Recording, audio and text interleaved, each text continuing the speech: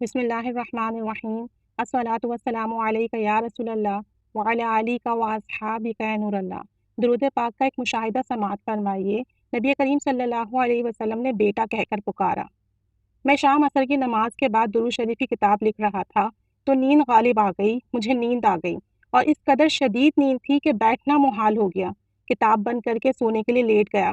گھر والوں نے منع بھی کیا کہ عصر اور مغرب کے درمیان نہیں سویا کرتے، لیکن نیند کی وجہ سے میرا پورا جسم ٹوٹ رہا تھا، اتنی سستی تھی کہ کچھ کام بھی نہیں ہو رہا تھا۔ میں نے کہا ابھی اٹھ جاؤں گا اذانوں سے پہلے پہلے، مغرب کے اذانوں سے پہلے پہلے میں اٹھ جاؤں گا۔ اتنی نیند تھی کہ مجھ سے کچھ لکھا نہیں جا رہا، کچھ پڑھا نہیں جا رہا، اس لیے میں نے سوچا کہ کیوں نہ تھوڑی دیر کے لیے میں سو جاؤں، اور پھر میں سونے کے لیے لیٹ گیا۔ جب میں سو گیا، جیسے ہی بستر پر دراز ہوا، مجھے نہیں معلوم کب میری آنکھ لگ گئی، چند سیکنڈز میں ہی میری آنکھ لگ گئی۔ پھر میں نے خواب دیکھا کہ سمندر کے کنارے ایک کمرہ ہے، وہاں سے روشنی نکل رہی ہے۔ میں نے اس کمرے میں داخل ہونا چاہا تو داخل نہیں ہو سکا۔ کمرے میں صرف ایک ہی روشن دان تھا، ایک ہی کھڑکی تھی۔ میں نے روشن دان سے اندر جھانکا تو دیکھا ایک بہت بڑا مگرمچھ ہے، اور وہ ایک لڑکی کو نوچ نوچ کر کھا رہا ہے۔ اللہ اکبر! یہ دیکھ کر مجھ پر خواب میں لرزہ طاری ہو گیا، میں گھبرا گیا، میری حالت غیر ہو گئی، جسم کانپنے لگا اور خوف کسی کیفیت طاری ہو گئی۔ وہ کہتے ہیں کہ اتنا شدید مجھ پر خوف طاری ہوا کہ خواب میں نے خود کو چھپا لیا۔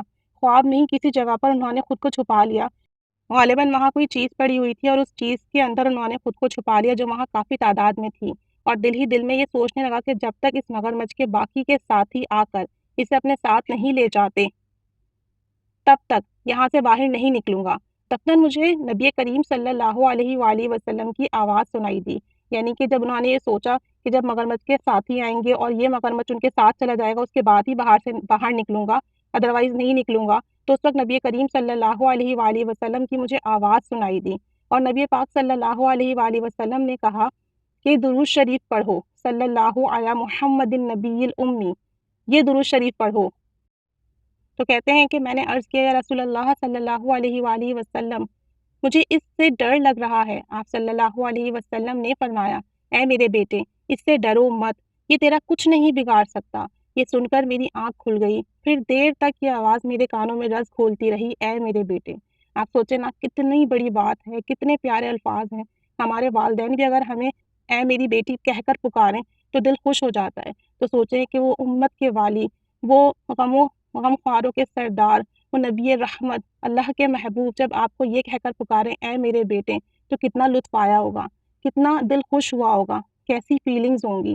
کہتے ہیں کہ یہ الفاظ بار بار میرے کان میں گونجتے رہے، اے میرے بیٹے، باخدا میں کچھ بھی نہیں ہوں۔ وہ کہتے ہیں کہ میں کچھ بھی نہیں ہوں، میں ایک عام سا آدمی ہوں، میری وضاقت یعنی میرا اوڑھنا یا میرا جو ہے اپیرنس وہ کوئی مولوی والی بھی نہیں ہے، میرا اٹھنا بیٹھنا بھی کوئی بہت زیادہ نیک لوگوں میں نہیں ہے، بس نسبت میری درود شریف سے ہے، اور میں ہر پل درود پاک پڑھتا رہتا ہوں، یعنی زندگی کے ہر پل میں وہ ہر گزرتے پل کے ساتھ، اپنی زندگی کے تمام مصروفیات کے ساتھ درود شریف کا ورد کرتے رہتے ہیں۔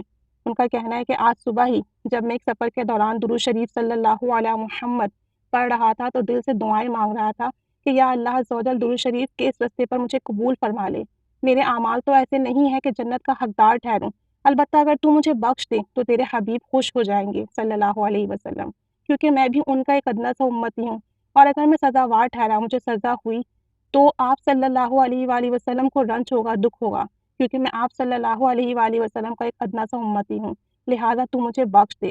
کہتے ہیں کہ صبح کے وقت جب میں درود شریف پڑھ رہا تھا صلی اللہ علیہ محمد، تو اس ساتھ ساتھ دعا بھی مانگتا جا رہا تھا کہ مجھے بخش دے۔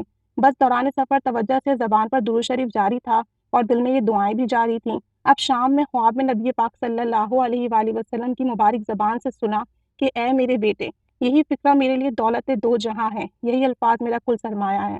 یعنی کہ صبح میں انہوں نے دعا مانگی کہ مجھے بخش دے، مجھے درود پاک کے راستے پر قبول فرما، اور شام کو خواب میں انہوں نے یہ دیکھا کہ آپ صلی اللہ علیہ وآلہ وسلم انہیں اے میرے بیٹے کہہ کر پکار رہے ہیں، تو اس کا مطلب تو یہ ہوا کہ ان کا درود شریف قبول ہے، اللہ تعالیٰ نے انہیں اس راستے پر قبول فرما لیا۔ تو درود شریف اللہ کی راہ میں قبول ہی قبول ہے۔ اللہ تعالیٰ ہم سب کو درود شریف پڑھنے کی، پڑھوانے کی، اس کی اشاعت و تبلیغ کرنے کی، پھیلانے کی توفیق و سعادت دیں۔ خوب کثرت سے درود و سلام پڑھیے کہ نبی کریم صلی اللہ علیہ وآلہ وسلم سے ایسا تعلق مضبوط ہو کہ آپ صلی اللہ علیہ وآلہ وسلم ہمیں بیٹا اور بیٹی کہہ کر پکاریں اور ہم ان کے ہی ہو جائیں۔